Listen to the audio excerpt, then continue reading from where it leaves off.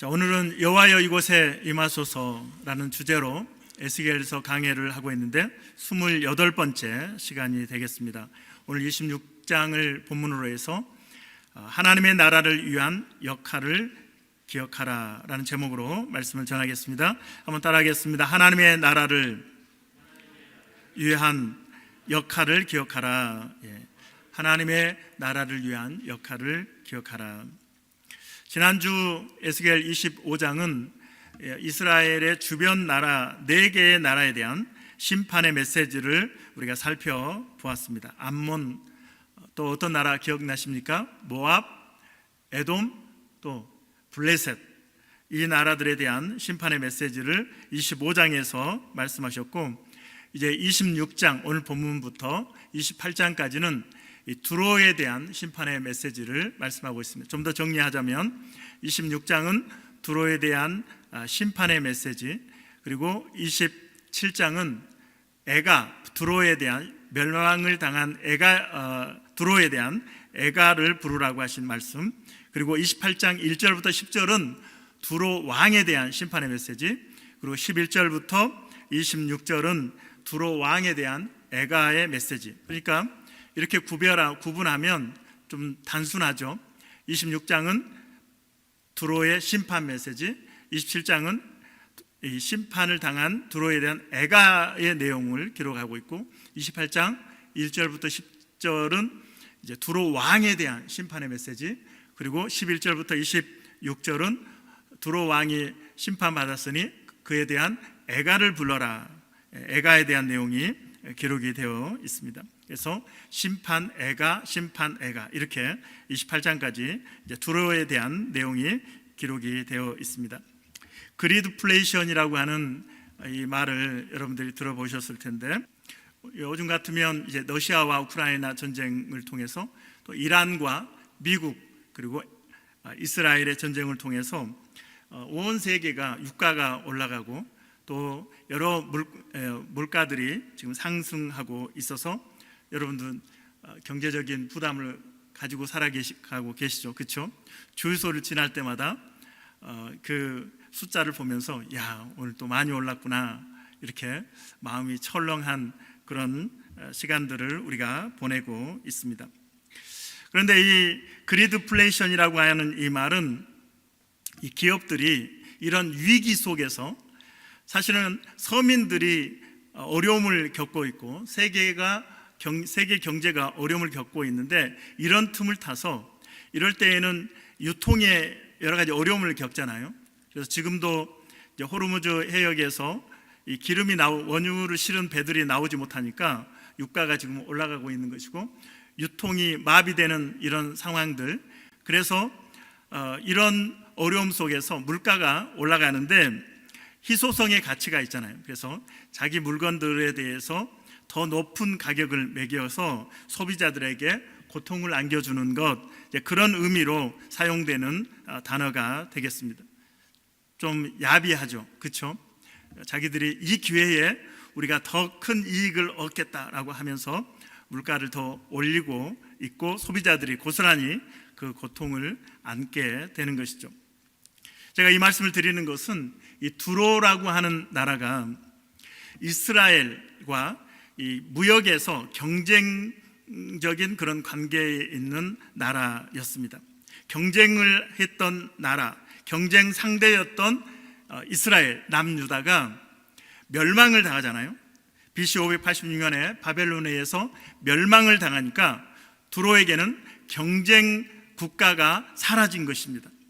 그래서 경쟁 국가가 사라지면서 이전에는 이 지중해를 중심으로 해서 그들이 무역을 했고 거기에서 이익을 얻었는데, 육지 쪽에는 이제 세계의 만민의 문이라고 하는 이 예루살렘을 통해서, 예루살렘이 우리가 지난주에도 살펴봤지만 암몬이나 또 모압이나 에돔이나 블레셋, 이 나라들이 그 이스라엘을 중심으로 해서 형성된 나라들이기 때문에 무역이 그렇게 육로를 통해서 무역을 하고 있었다라고 하는 것이죠. 그런데 이 두로는 해상뿐만 아니라 이제 육지에까지 이스라엘이 사라졌으니 남유다가 멸망했으니 이제 우리가 팔레스틴에서 무역을 독점할 수 있는 기회가 왔다라고 하는 그런 욕심을 드러내고 있다라고 하는 것이죠. 자, 오늘 26장 에스겔 26장 1절부터 2절 같이 읽겠습니다. 열한째 해는 BC 586년입니다. 바벨론에 의해서 남유다가 멸망한 해죠. 다시 읽습니다. 열한째 해 어느 달 초하루에 여호와의 말씀이 내게 임하여 이르시되 인자야 두로가 예루살렘에 관하여 이르기를 아하 만민의 문이 깨져서 내게로 돌아왔도다. 그가 황폐하였으니 내가 충만함을 얻으리라 하였도다. 두로가 더 욕심이 생긴 거예요. 이스라엘 경쟁 국가가 무너졌으니 이제 우리가 팔레스틴 이 무역권까지 모두 먹게 되었다. 그래서 우리가 이제 더 부유해지게 될 것이다, 충만해질 것이다 라고 좋아했다라고 하는 것이죠. 이 두로는 페니키아인이라고 여러분 들어보셨습니까? 페니키아인들이 세운 제1의 도시 국가가 두로인데, 이 페니키아인들이 이 지중해를 중심으로 해서 해상 무역을 장악하고 있었고, 그래서 경제적으로 풍요로운 나라였던 것이죠. 그리고 정치적으로도 문화적으로도 매우 발달된 그런 나라였다고 합니다. 특별히 우리가 아마 여러분들이 들으셨을 수도 있는데, 영어의 알파벳이 바로 이 페니키아인들에 의해서 만들어졌고, 이것이 헬라인들에게 전달되면서 이 언어가 발달해 왔다는 것을 여러분들 아실 것입니다. 이 두로는 지도를 한번 보시면, 지도 한번 보여주세요.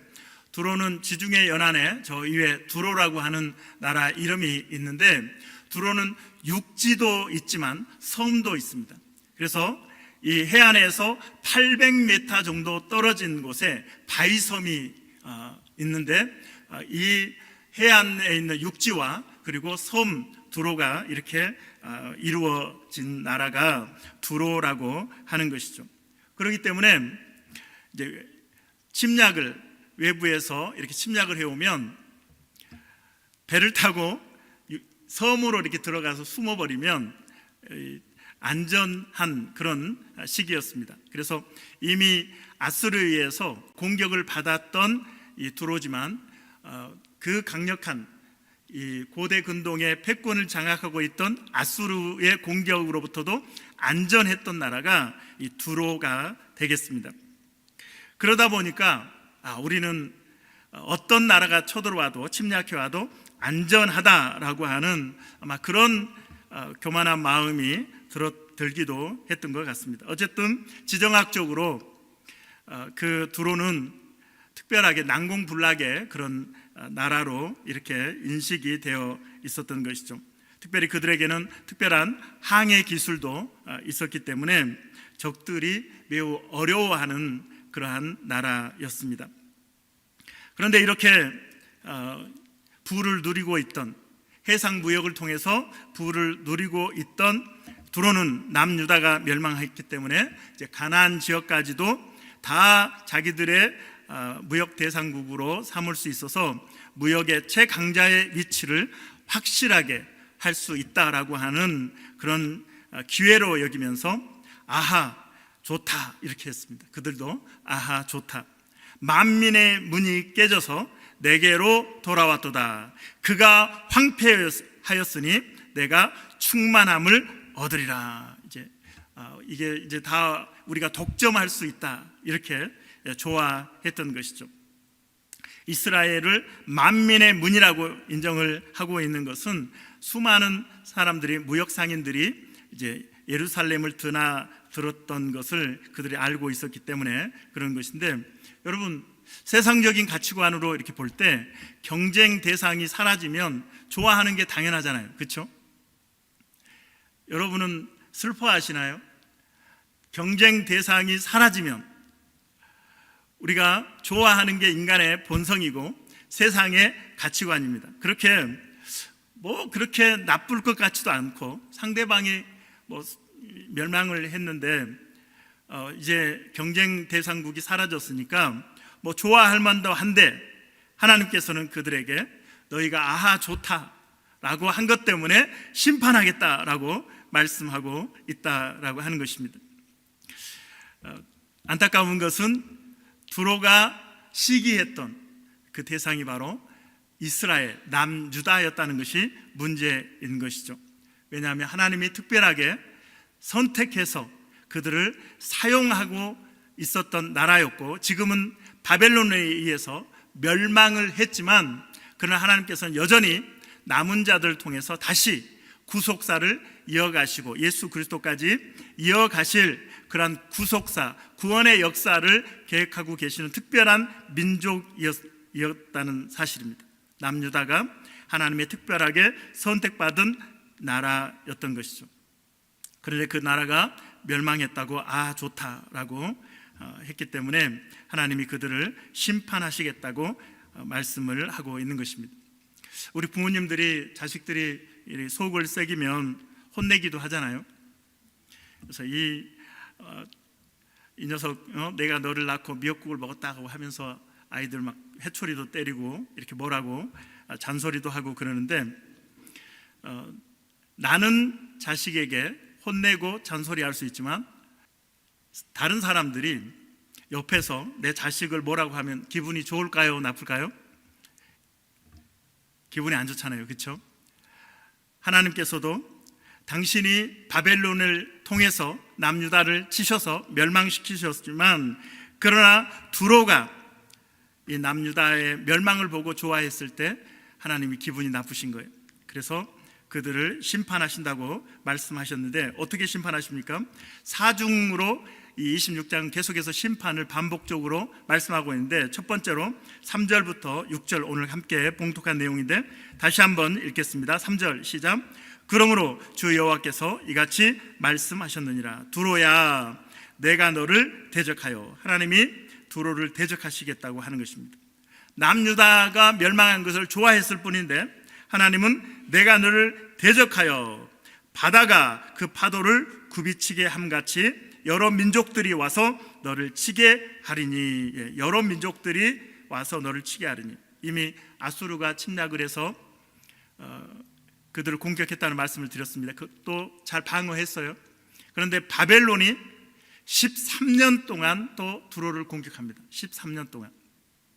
지금 우크라이나 전쟁이 계속되고 있고 몇 년째 계속되고 있고, 또 이란의 전쟁도 이어지고 있는 상황에서 그 전쟁이 이어질수록 얼마나 그 백성들이 고통을 겪게 됩니까? 그런데 바벨론이 두로를 침략했을 때 13년 동안 공격을 합니다. 얼마나 그 삶이 피폐해졌겠습니까? 그래도 멸망은 하지 않아요.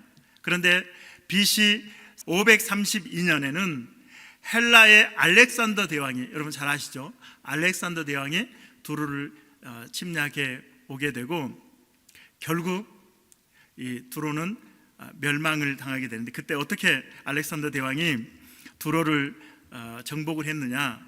800m 되는 섬이 있잖아요. 바다를 건너가야 되는데 알렉산더 대왕은 방파제를 쌓듯이 길을 만들어 버린 거예요. 흙으로 바다를 메꿔가지고 길을 만들어가지고 두로 섬까지 완전히 정복을 한 것입니다. 그래서 3절에 내가 너를 대적하여 바다가 그 파도를 굽이치게 함같이. 파도가 한 번만 옵니까? 또 파도가 밀려오고 또 파도가 밀려오고, 아수르가 침략하고 바벨론이 침략하고 알렉산더 대왕이 침략해서 결국은 그 나라를 망하게 하시겠다고 하시는 말씀인 것이죠. 4절 읽습니다. 그들이 두로의 성벽을 무너뜨리며 그 망대를 헐 것이요, 나도 티끌을 그 위에서 쓸어버려 맨 바위가 되게 하며 바다 가운데 그물 치는 곳이 되게 하느니 내가 말하였음이라. 주 여호와의 말씀이니라. 그가 이방의 노략거리가 될 것이요, 들에 있는 그의 딸들은 칼에 죽으리니 그들이 나를 여호와인 줄을 알리라. 이것이 이제 26장의 반복에서 4번이나 심판의 메시지가 반복이 되고 있습니다. 그리고 결국 BC 532년에 알렉산더 대왕에 의해서 두로는 완전히 멸망하고 이제는 다시 나라로 재건되지 않습니다. 남유다는 어떻게 됐습니까? 포로에서 귀환하고 하나님이 다시 나라를, 지금도 이스라엘이 있는데 이 두로는 이제 나라로서의 기능을 완전히 상실하고, 하나님 말씀하신 것처럼 이제 그 이전에는 무역을 하면서 부유한 그런 나라였는데, 이제는 어부들이 그물을 말리는 초라한 어촌으로 전락하게 될 것이다 라고 말씀하고 있고, 그렇게 되었습니다.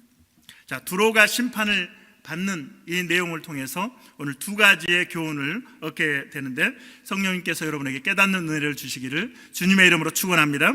자, 첫 번째로 두로를 심판하시는 것을 통해서 우리에게 주신 교훈은 하나님은 온 세상을 통치하시는 하나님이시다라고 하는 것입니다. 따라하겠습니다. 하나님은 온 세상을 통치하시는 분이다. 온 세상을 통치하시는 하나님.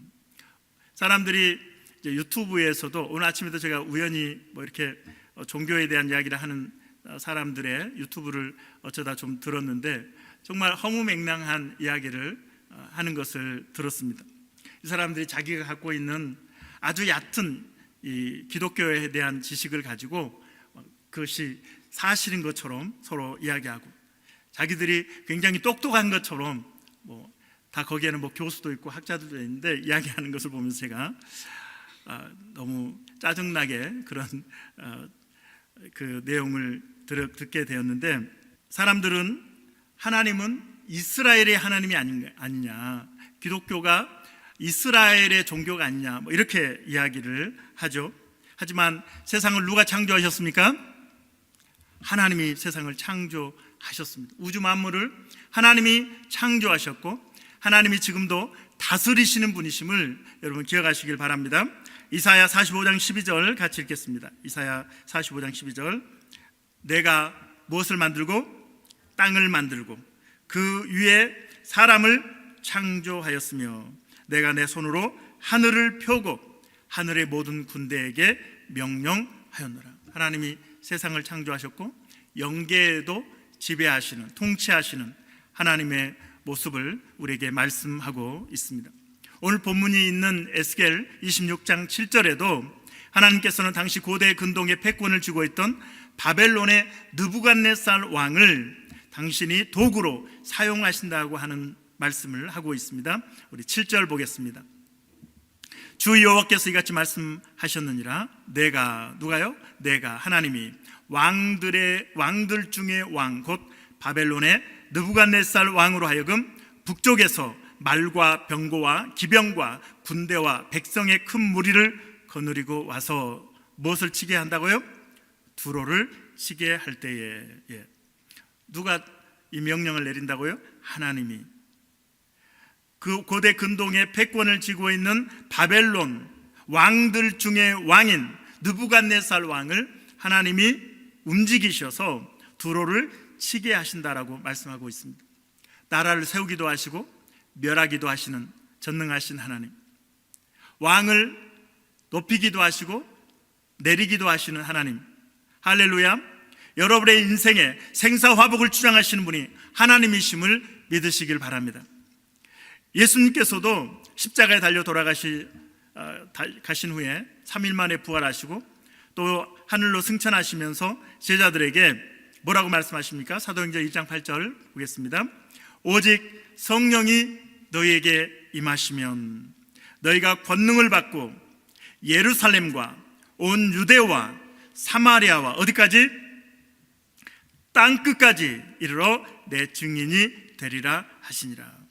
예수님이 예루살렘 안에만 이 복음이 머물라고 이렇게 말씀하고 있지 않습니다.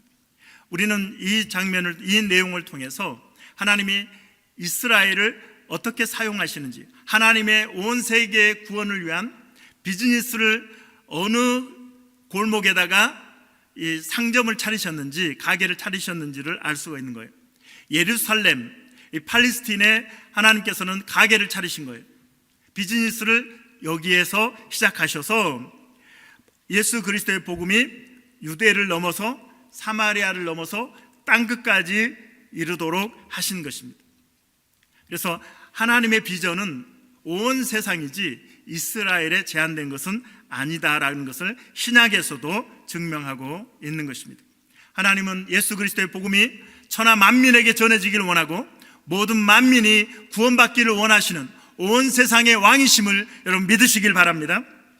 우리 하나님은 미국의 하나님, 캐나다의 하나님, 우크라이나의 하나님, 팔레스틴의 하나님, 이란의 하나님, 대한민국의 하나님, 아멘 할 때까지 해야지. 중국의 하나님, 일본의 하나님, 필리핀의 하나님, 감비아의 하나님, 온두라스의 하나님, 모든 만국의 하나님, 여러분의 학교의 주인이신 하나님, 여러분의 직장의 주인이신 하나님, 여러분의 비즈니스의 주인이신 하나님, 여러분의 가정의 주인이시고 우리 교회의 주인이신 하나님, 지금도 살아계셔서 온 세상을 통치하시는 하나님을 여러분 기억하시길 바랍니다. 오늘 이방 나라를 심판하시고 특별히 두로에 대한 심판을 말씀하시면서 나는 이스라엘만의 하나님이 아니라 온 세상을 다스리는 하나님이다 라고 말씀하시는 것입니다. 자, 두 번째로 오늘 주시는 교훈은 하나님의 나라를 위해서 주신 역할을 기억하라고 말씀하십니다. 한번 따라하겠습니다. 하나님의 나라를 위해 주신 역할을 기억하라. 제가 늘 강조하는 것은 하나님께서 성도들을 부르셨을 때 그 부르심에는 두 가지 목적이 있다라고 말씀을 드립니다. 첫째는 구원을 위해서, 여러분을 구원하시기 위해서 부르셨다라고 하는 것입니다. 할렐루야. 두 번째 부르심의 목적은 사명예로에 부르셨다라고 하는 것입니다. 사명예로에 부르심, 한번 따라할까요? 구원을 위해 부르셨다, 사명예로 부르셨다. 그래서 이 사명은 무엇인가? 하나님의 나라를 섬기는 사명을 우리에게 주셨다라고 하는 것입니다. 자, 구약에서는 이스라엘을 중심으로 해서 하나님의 나라를 확장하십니다. 그래서 지속적으로 이스라엘을 지키시고 보호하시는 하나님. 그런데 신약으로 넘어오면서 예루살렘 성전의 시대는 끝납니다. 제사는 끝납니다. 예수 그리스도를 통해서 율법이 완성되었고 구약의 제사가 완성되었습니다. 이제는 신약 시대에는 교회를 통해서 하나님의 비즈니스가 진행되고 있음을 여러분 기억하시길 바랍니다. 그래서 신약에서는 교회를 중심으로 하나님의 나라가 확장됩니다. 구약에 보면, 그렇기 때문에 구약의 교회는 이스라엘이라고 생각하시면 돼요. 그런데 이 두로가 구약 성경에 보면 그래도 이스라엘과 굉장히 친밀한 관계를 통해서 하나님의 역사를 도왔던, 도우미 역할을 했던 그런 내용이 있습니다. 특별히 다윗 시대와 솔로몬 시대에 그렇습니다. 자, 사무엘하 5장 11절 보겠습니다. 시작. 두로 왕 히람이 다윗에게 사절들과 백향목과 목수와 석수를 보내매 그들이 다윗을 위하여 무엇을 했습니까? 집을 지으니. 두로 왕 히람이 다윗을 위해서 궁궐을 짓는데 백향목을 보내고 목수를 보내고 또한 석수를 보내서 궁궐을 짓게 했습니다. 솔로몬 때는 어떤 일이 있었습니까? 열왕기상 5장 7절로 8절입니다. 7절. 히람이 솔로몬의 말을 듣고 크게 기뻐하여 이르되 오늘 여호와를 찬양할지로다. 그가 다윗에게 지혜로운 아들을 주사 그 많은 백성을 다스리게 하셨도다 하고, 이에 솔로몬에게 사람을 보내어 이르되 당신이 사람을 보내어 하신 말씀을 내가 들었거니와 내 무엇을 백향목 제목과 잣나무 제목에 대하여 당신이 바라시는 대로 할지라. 그래서 솔로몬이 궁궐을 짓고 또 성전을 짓는데, 솔로몬 성전을 짓는데 누가 적극적으로 도왔습니까? 히람, 두로왕 히람이 돕고 있는 것을 보게 됩니다. 자, 두로라고 하는 나라가 다윗과 솔로몬 시대에는 이스라엘을 지원하는 헬퍼 역할을 했습니다. 그래서 이스라엘을 돕고 또 특별히 성전을 짓는 일을 그들이 도왔다는 것을 우리가 확인하게 됩니다. 동역자였죠. 하나님의 나라를 위한 동역자로 쓰임 받았던 것을 보게 됩니다. 하나님이 두로를 무역을 통해서 부요하게 하신 것은 이스라엘을 도와서 성전을 세우도록 하나님의 나라를 확장하는 데 동역자로 세우기를 원하시는 하나님의 뜻이 있었던 것이죠. 하나님은 두로뿐입니까? 또한 이 바벨론의 느부갓네살 왕도 앞에서도 살펴보았지만 내 종이라고 하십니다. 하나님이 느부갓네살은 내 종이다 라고 말씀하셔서 하나님의 세계 경영을 위해서 하나님의 채찍으로 그들을 느부갓네살 왕을 사용하셨죠. 페르시아의 고레스 왕과 다리오 왕에 대해서 우리가 에스라서를 얼마 전까지 큐티를 했지 않습니까? 고레스 왕과 다리오 왕이 어떻게 했습니까? 이스라엘의 포로들을 귀환시킵니다. 그리고 나라의 세금까지도 전폭적으로 지원하면서 그 세금을 통해서 자금을 지원함으로 성전을 재건하게 하죠. 이처럼 시대마다 하나님께서는 나라를 사용하시고 왕을 사용하셔서 하나님 나라를 위한 역할을 감당하게 하셨다라고 하는 것입니다. 오늘날 우리가 이 기독교 역사를 이렇게 살펴보면 복음이 계속해서 팔레스틴에서 이제 소아시아, 터키 지역을 통해서 유럽으로 그리고 영국으로 미국으로 이렇게 전 세계로 복음이 퍼져가는 역할을 이렇게 그 역사를 보면 복음이 들어가는 나라가 경제적으로도 일어나는 것을 우리가 보게 됩니다. 특별히 이제 예수님 당시에 로마라고 하는, 그래서 팍스 로마나 우리가 평화의 시대라고 부르잖아요. 로마 시대. 로마가 지중해 연안 유럽과 또 이 팔레스틴을 지배하고 있을 때 로마가 지배하면서 했던 일들은 이 언어의 통일을 합니다. 언어를 통일시키고 그리고 길을 닫죠. 나라들을 식민지가 많으니까 반란이 일어나면 즉시 군대를 보내야 되기 때문에 군사가들이 이동할 수 있는 길을 닫고 또 보급로, 군사들이 이동하면 보급로가 필요하니까 길을 잘 닫습니다. 그래서 만들어진 말이 무엇입니까? 모든 길은 로마로 통한다라는 말을 한 것이죠. 자, 평화의 시대에는 무역이 활발해집니다. 순례자들이 자유롭게 국경을 넘나들 수 있습니다. 길이 잘 닫혀 있으니 순례자들이 그 길을 통해서 어느 나라든지 쉽게 들어갈 수 있죠. 대표적으로 바울과 같은 사람이 그 길을 잘 이용했던 사람입니다. 하나님이 이렇게 로마라고 하는 나라를 통해서, 팍스 로마라를 통해서 순례자들이 자유롭게 국경을 넘어가 다니면서 복음을 전하게 하셨습니다. 그리고 유럽이 복음화가 되죠. 그리고 해가 지지 않는 나라가 만들어지죠. 어느 나라?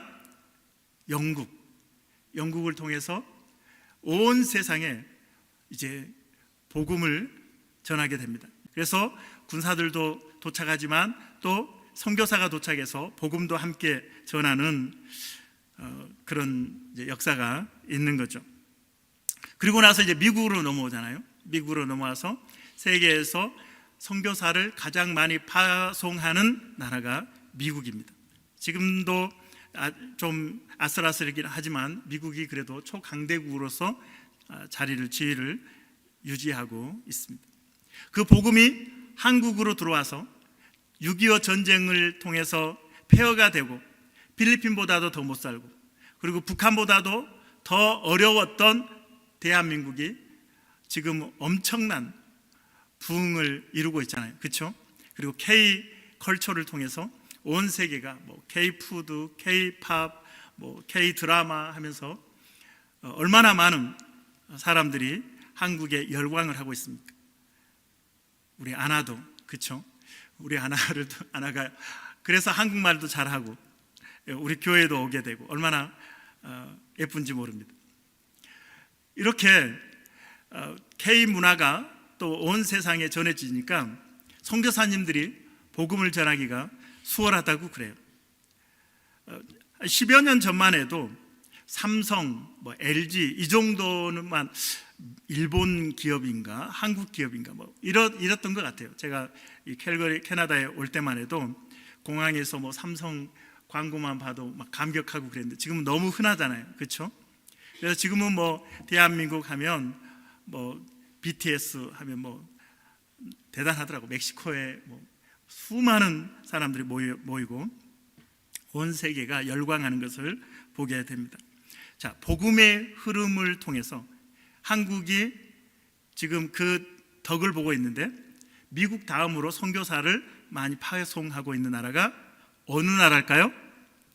대한민국이죠, 대한민국. 그러니까 이 경제 성장과 더불어서 하나님께서는 또 가는 선교사, 보내는 선교사로서 사역을 감당하도록 하고 계십니다. 그래서 세계 곳곳에 한국의 선교사들이 지금 선교를 하고 있습니다. 사랑하는 성도 여러분, 인류 역사 속에 나라들을 일으키시는 하나님의 그 섭리는 목적이 분명합니다. 복음을 전하라고, 하나님의 나라를 세우라고. 하나님의 나라를 세우는데 동역자로서 역할을 감당하라고 하나님이 경제를 일으켜 세워 주셨습니다. 역사 지금 제가 거슬러서 말씀드리는 게 다 그 흐름을 여러분들이 쉽게 이해할 수 있잖아요, 그렇죠? 유럽을 통해서 미국과 또 영국과 미국 그리고 대한민국도 놀라운 부흥을 우리가 경험을 하고 있는 것은 그 배후에 하나님의 역사가 있다라고 하는 것이죠. 저와 여러분이 너무나 좋은 환경 속에서 공부를 하고 학교를 다니고 직장 생활을 하고 또 비즈니스를 하고 있습니다. 감사하시죠? 할렐루야. 예. 캐나다에서 여러분들이 이렇게 편안하게 사시는데 우리는 하나님의 뜻을 우리는 잊어서는 안 됩니다. 하나님 왜 저에게 이런 복을 주시나요? 하나님 왜 저에게 이런 은혜를 베풀어 주시나요? 만약에 두로와 같이 자신의 욕심만을 위한다면 하나님은 치신단 말이죠. 다 빼앗아 가신단 말이죠. 하나님이 우리에게 시대적인 사명, 우리가 이 장소에서 이 시기에 감당해야 할 역할이 있기 때문에 이곳에 세우시고 우리를 붙들어 주시고 우리의 길을 열어주시고 인도해 가신다는 것을 여러분 기억하시기를 바랍니다.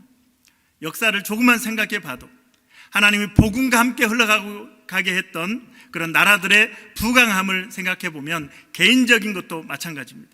그래서 우리에게 재능을 주시고 은사를 주시고 물질을 주시고 직장을 주시고 또한 학위를 주시고 사업을 주셨다고 할 때 나에게 하나님의 나라를 위해서 섬길 역할이 있다. 어떤 모습이든지 그 역할을 감당하길 원하시는 하나님의 메시지가 오늘 우리에게 전해지고 있는 것입니다. 이제 말씀을 마무리하도록 하겠습니다. 우리가 만약에 우리의 역할을 잊어버리게 된다면 두로의 길을 걷게 될 것입니다. 하나님은 여러분을 통해서 교회를 세우시고 복음이 캘거리 지역뿐만 아니라 땅끝까지 전해지는 것을 하나님은 원하시고 교회는 예수 그리스도의 몸이라고 말씀하고 있습니다. 예수님이 교회의 머리시고 몸은 지체를 가지고 있습니다. 여러 지체를 가지고 있습니다. 손도 있고 발도 있고 눈도 있고 코도 있고 귀도 있고 이 모든 지체가 여러분 한 분 한 분입니다. 여러분이 손으로서 역할을 감당하지 못한다면 그것이 두로와 같은 것입니다. 여러분이 발로서 사명을 역할을 감당하지 못한다면 두로의 길을 걸어가고 있는 것입니다. 여러분들이 입술로 여러분들이 귀로서 이 지체의 역할을 감당하지 못한다면 여러분은 두로의 길을 걸어가고 있는 것입니다. 아직도 예수를 알지 못하고 지옥을 향해 가고 있는 수많은 영혼들이 많이 있기 때문에 여러분에게 오늘도 이 말씀을 통해서 너의 역할을 기억하라. 하나님의 나라를 위한 역할, 너에게 준 역할, 사명을 기억하라고 오늘 말씀하고 있습니다. 오늘 영상 하나 보고 말씀을 마무리하도록 하겠습니다.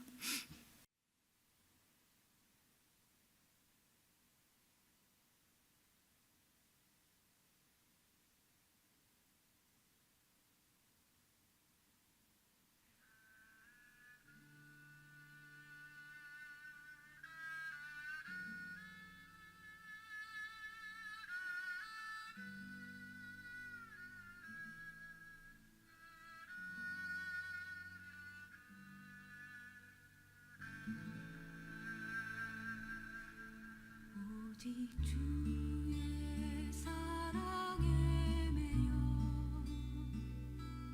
내 영 기뻐 노래합니다. 이 소망의 언덕 기쁨의 땅에서 주께 사랑드립니다. 오직 주의 임재 안에 갇혀 내 영 기뻐 찬양합니다.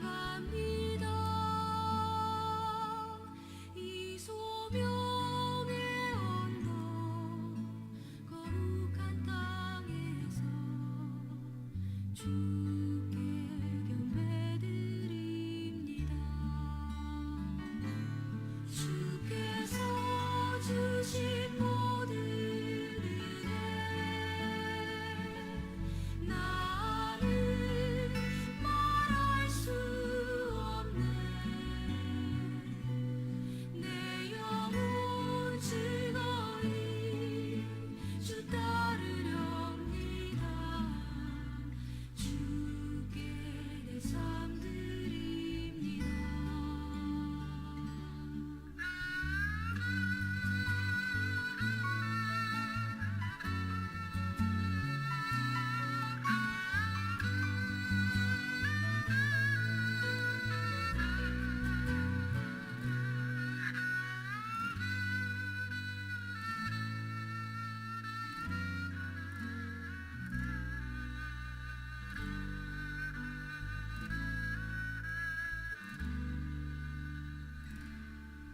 오직 주의 사랑에 매여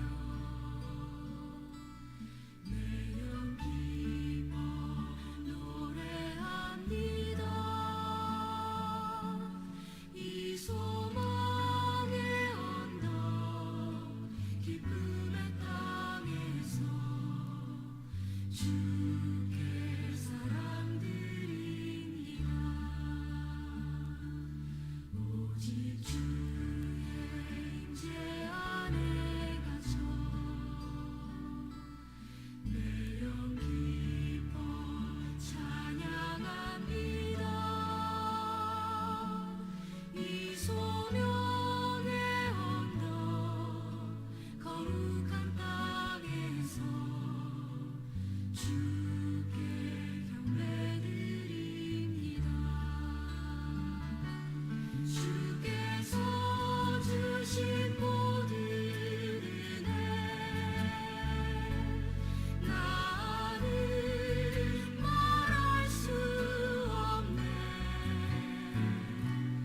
내 영혼 즐거이 주 따르렵니다. 주께 내 삶 드립니다. 주께 내 삶 드립니다.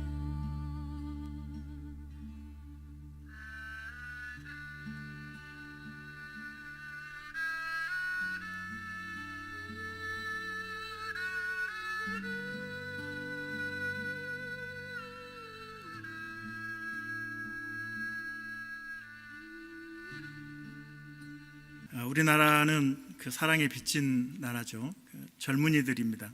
선교사들이 20대 젊은이들이 헌신하고 우리나라에 와서 정말 그 어렵고 가난한 또 풍토병으로 처자식을 잃어가면서 선교를 했습니다.